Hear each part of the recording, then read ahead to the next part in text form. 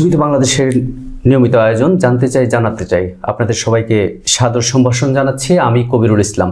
আজকে আমাদের সাথে অতিথি হিসেবে আছেন নারায়ণগঞ্জ মহানগর ছাত্র দলের প্রতিষ্ঠাকালীন সভাপতি, তুখুর রাজনীতিবিদ এবং রাজপথ থেকে উঠে আসা লড়াকু সৈনিক জনাব মাজারুল ইসলাম জোসেফ। আপনাকে স্বাগত আমাদের স্টুডিওতে। অসংখ্য ধন্যবাদ উজ্জীবিত বাংলাদেশ আপনাদের স্টুডিওতে আমন্ত্রণ জানার জন্য এবং কৃতজ্ঞতা প্রকাশ করছি আমাকে কথা বলার সুযোগ করে দেওয়ার জন্য। জোসেফ ভাই, আপনার কাছে আমার প্রথম প্রশ্ন, 5ই আগস্টের পর বিএনপি, ছাত্রদল, যুবদল, কৃষক দল, বিভিন্ন অঙ্গ সংগঠনের যারা নেতৃত্ব দিচ্ছেন তাদের অনেকের বিরুদ্ধে জমি দখল, চাঁদাবাজি, ফুটপাত দখল কিংবা আপনাদের দলীয় নেতাকর্মীদের ঝুটের ট্রাক দখলের ঘটনা ঘটেছে সিদ্ধিরগঞ্জে। এই বিষয়গুলো নিয়ে অন্যান্য দল এখন প্রকাশ্যে কথা বলা শুরু করেছে। কেন্দ্র থেকে বারবার নিষেধ করা হচ্ছে দলীয় নেতাকর্মীদের কোনো ধরনের অপরাধ যেন না করে, এ ব্যাপারে নিষেধাজ্ঞা দিচ্ছে, কিন্তু নির্দেশনা কেউ মানছে না। নেতাকর্মীদের ভেতরে এই যে খাই খাই একটা স্বভাব চলে আসছে, এটা কেন? বিষয়টি হচ্ছে আপনারা জানেন যে আসলে লোভ লালসা আমাদের সমাজকে সবসময় পিছনের দিকে টানে, সমাজকে ধ্বংস করে, সমাজকে ক্ষতি করে।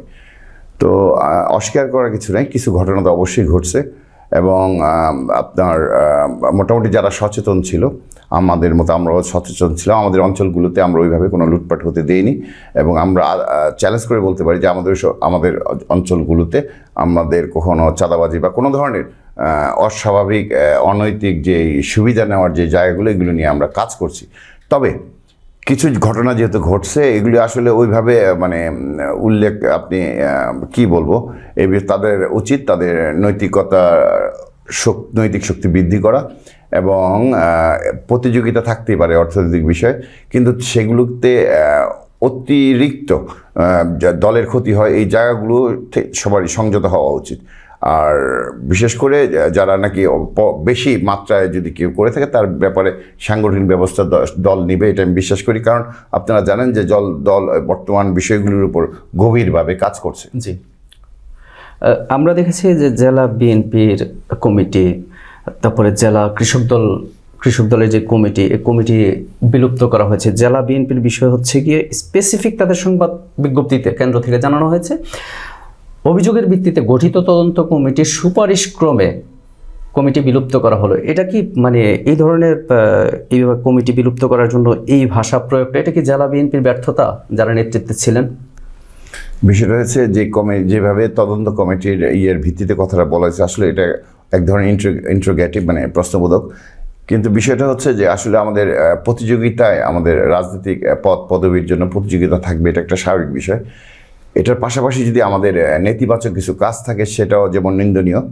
তো আমি তো আসলে ওই যে তদন্ত কি হয়েছে ওই রিপোর্টটা সরাসরি আমরা জানি না, কিছু হয়তো হয়েছে যে কারণে এই ব্যবস্থা নেওয়া হয়েছে। মানে তদন্ত কমিটি যেহেতু কিছু একটা পেয়েছে সে কারণে এই ভাষা প্রয়োগ করে কমিটি বিলুপ্ত করা হয়েছে। ধন্যবাদ আপনাকে। আমি পরবর্তী একটা প্রশ্নে যেতে চাই যে সমসাময়িক আমরা দেখলাম যে হঠাৎ করে মধ্যরাতে নিষিদ্ধ ছাত্র সংগঠন ছাত্রলীগের পক্ষ থেকে কিছু পোস্টার লাগানো হলো ছাত্রলীগের ব্যানারে, জেলা ছাত্রলীগের ব্যানারে।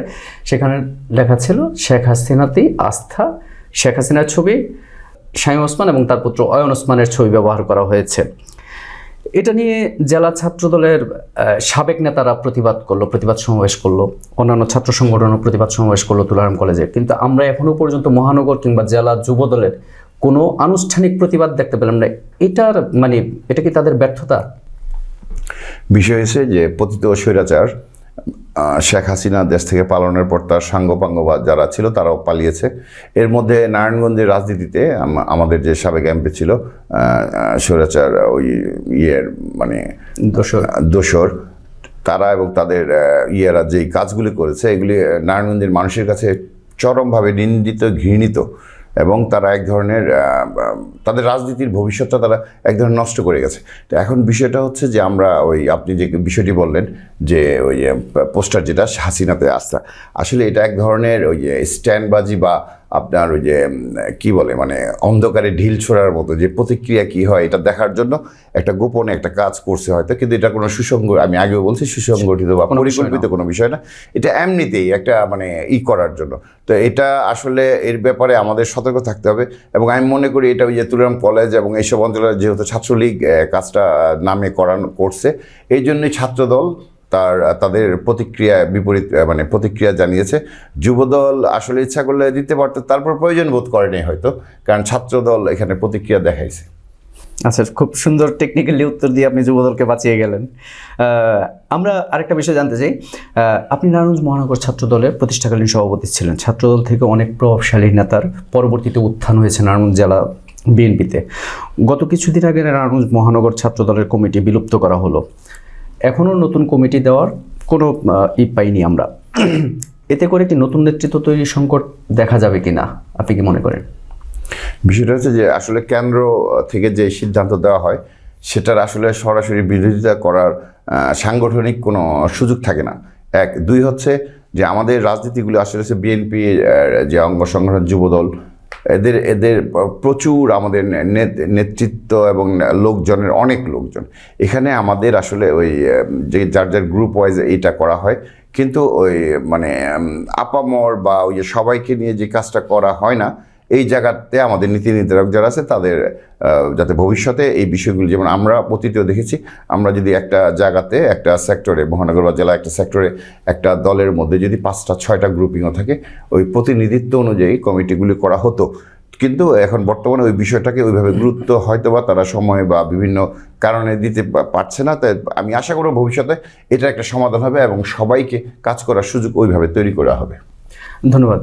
জোসেফ ভাই, বন্দরে কিছুদিন আগে সোহাগ নামে যুবদলের এক কর্মী প্রকাশ্যে গুলি করলো লুটপাট করার কারণে চাঁদাবাজির দাবিতে, যেটার সিসি ক্যামেরা ফুটেজ ভাইরাল হয়েছে এবং এই ঘটনায় কোনো মামলা এখনও পর্যন্ত পুলিশ নেয়নি। ভুক্তভোগী গিয়েছিল, আমরা যতটুকু জানতে পেরেছি।